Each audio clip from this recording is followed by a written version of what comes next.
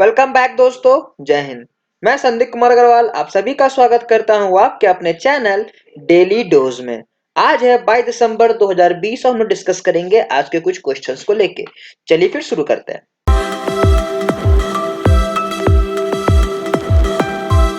पहला सवाल है, when is international human solidarity day is celebrated. तो ये जो डे है हम लोग का, ये हम लोग हर साल 20 दिसंबर को सेलिब्रेट करते हैं। ये जो डे है आपका यूनाइटेड नेशन अप्रूव्ड है, ठीक ना। तो ये बेसिकली जो डे है वो इसलिए हम लोग सेलिब्रेट करते हैं हर साल, ताकि एक एकता हम लोग दिखा सके लोगों के बीच में। कहने का मतलब सॉलिडेरिटी अगर देखें हम लोग, तो एक आपका म्यूचुअल अंडरस्टैंडिंग होना चाहिए लोगों के बीच में, जो मतलब एक अंदर की फीलिंग, इंसानियत जो इंसान को जोड़ सकती है या फिर जोड़ती है एक दूसरे के साथ, और जिसकी वजह से ये सोसाइटी चलता है। तो उसके लिए ये आपका डे है जो हम लोग 20 दिसंबर को हर साल सेलिब्रेट करते हैं।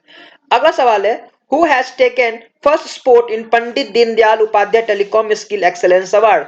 तो पंडित दीनदयाल आपका Upadhyay telecom skill excellence award launch किया गया है, और इसमें जो पहला स्थान है ये मिला है आपका श्रीनिवास करणम जी को। ठीक है, तो यूनियन मिनिस्टर रविशंकर प्रसाद जी ने ये अवार्ड दिया है।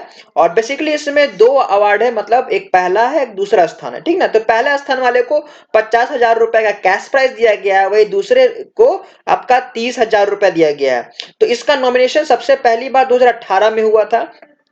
तो जो श्रीनिवास जी है वो आपके बैंगलोर के रहने वाले, इनकी अपनी फैक्ट्री सेटअप है, जिन्होंने आपका एक मोबाइल लाया था सी मोबाइल। ठीक है, उस ब्रांड की वजह से इनको ये मिला है, क्योंकि ये बहुत ज्यादा कॉस्ट इफेक्टिव थी और एक टेक्निकल सॉल्यूशन को भी समझते हुए काम कर रही थी। और दूसरा जो है वो आपका है शुभ्रत कर, जो कि जिनको सेकेंड प्राइज मिला है क्योंकि उनका एक इनोवेशन सॉल्यूशन डेवलपमेंट आया था ट्रेन एनिमल कॉलिजन को लेके। अगला सवाल है, who has honoured with ASSOCHAM enterprise of the century award. तो ये अवार्ड के लिए रतन टाटा को दिया गया है।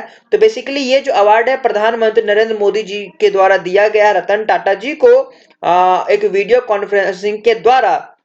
ठीक है, ये आपकी 15 से 19 तारीख तक में एक आपकी एसोकैम फाउंडेशन वीक चली थी, उसी के बीच में इनको दिया गया है। तो अगर एसोकैम देखें तो associated chamber of commerce of India foundation week थी। ठीक है, और इसकी जो थीम थी वो थी इंडियाज रिलायंस आत्मनिर्भर road map towards $5 trillion economics. तो ये जो आपके रतन टाटा हैं आपके, ये इनको मतलब पूरे टाटा ग्रुप के तरफ से इनको ये अवार्ड दिया गया है। अगला सवाल है, RBI has extend restriction on PMC bank. तो इसका ड्यूरेशन बताना है। तो रिजर्व बैंक ऑफ इंडिया ने आपका ये Punjab and Maharashtra cooperative bank पे कुछ प्रतिबंध लगाया हुआ था, तो उसका उन्होंने और एक्सटेंशन कर दिया और लंबा उनको कर दिया है इस एक्सटेंशन को। तो ये आपका पूरी तरह से 3 महीना के लिए और बढ़ाया गया है। ठीक है, तो रिजर्व बैंक ऑफ इंडिया ने इसको किया है। अब ये आपका 31 मार्च तक ये आपकी इसकी जो Punjab and Maharashtra cooperative bank limited है, जो कि आपकी मल्टी स्टेट शेड्यूल्ड बैंक है, उस पर प्रतिबंध लगा रहेगा। तो ऐसा आपका ये इसलिए किया गया है क्योंकि जो Punjab and Maharashtra cooperative bank है वो चाहती है कि वो पूरी तरह से आइडेंटिफाई कर सके कि कहाँ पे दिक्कत हुई थी और कौन इसके लिए जिम्मेदार है। ठीक ना, तो उसके तरह से पूरा आपका चेकिंग होगा। और इसके बाद इन्होंने क्या क्या की एक्सप्रेशन ऑफ इंटरेस्ट भी जारी की है, जिसके हेल्प से ये इनको रिवाइव किया जाएगा, बताया जाएगा कि आखिर कहाँ गलती हुई है और अगले बार इस तरह का गलती दोबारा ना हुआ जा मतलब हो सके। तो अगला सवाल है, रिसेंटली एमजी वैद्य पास्ड अवे, हुआ जी। हाल ही में एमजी वैद्य जी का निधन हो गया। तो ये कौन थे? ये आपके जर्नलिस्ट रह चुके हैं, साथ ही साथ ये आरएसएस के मेंबर भी रह चुके हैं। आरएसएस कहने का मतलब राष्ट्रीय समाज सेवक संघ के ये सीनियर मेंबर रह चुके हैं जिनका निधन हो गया। ये उसके साथ ही साथ आपका एक संस्कृत स्कॉलर भी रहे हैं और आपके पहले स्पोक पर्सन थे आरएसएस के, और इन्होंने आरएसएस 1943 में ज्वाइन किया था। अगला सवाल है, where India's first COE for skill development in power sector inaugurated. तो भारत का पहला आपका skill development in the power sector कहां इनोग्रेट किया गया?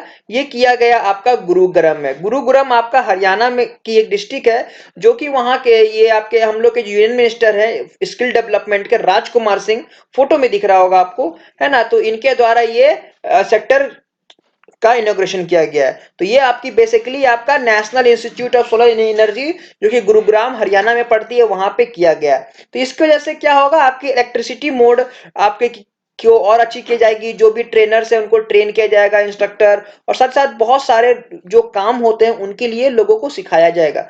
ये स्किल डेवलपमेंट की होगी। अगला सवाल है, इन विच स्टेट वरासत कैंपेन लॉन्च्ड। तो कौन से स्टेट में, कौन से राज्य में वरासत कैंपेन लॉन्च किया गया है?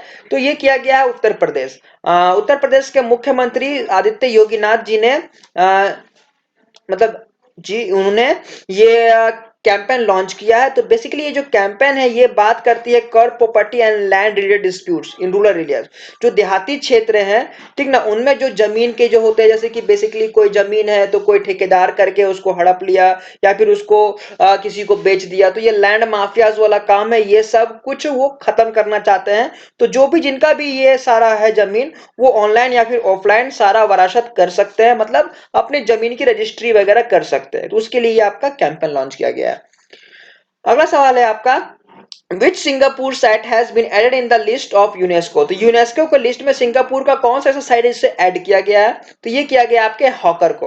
हॉकर बेसिकली क्या है, वहां का एक आपका लोकल मार्केट है जहां पे आपके फूड्स वगैरह, स्ट्रीट फूड्स वगैरह सब देखने को मिलते हैं, या फिर एक ही जगह बहुत सारे मिलते हैं। तो the hawker culture of the street food in Singapore को इंडक्ट किया गया है, इंट्रोड्यूस किया गया है in the prestigious representative list of the intangible culture heritage of humanity.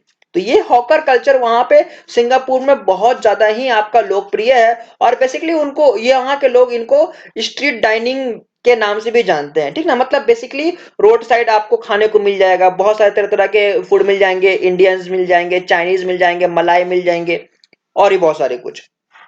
अगला सवाल है, who has been appointed as the director of ILFS. तो आईएलएफएस के न्यू डायरेक्टर किन्हें चुना गया है? तो ये चुना गया आपका नंद किशोर जी को, ठीक है। तो इन आईएलएफएस का फुल फॉर्म होता है infrastructure leasing and financial service, जो कि आपका एक आपकी स्किल डेवलपमेंट के लिए काम करती है। तो इनके जो नए डायरेक्टर चुने गए हैं आपके नंद किशोर जी को चुना गया है। तो इसके पहले नंद किशोर जी वहां पे सर्व कर रहे थे as a non executive director, अब उनको यह पद दिया गया है एज आपका आईएलएफएस का डायरेक्टर के रूप में।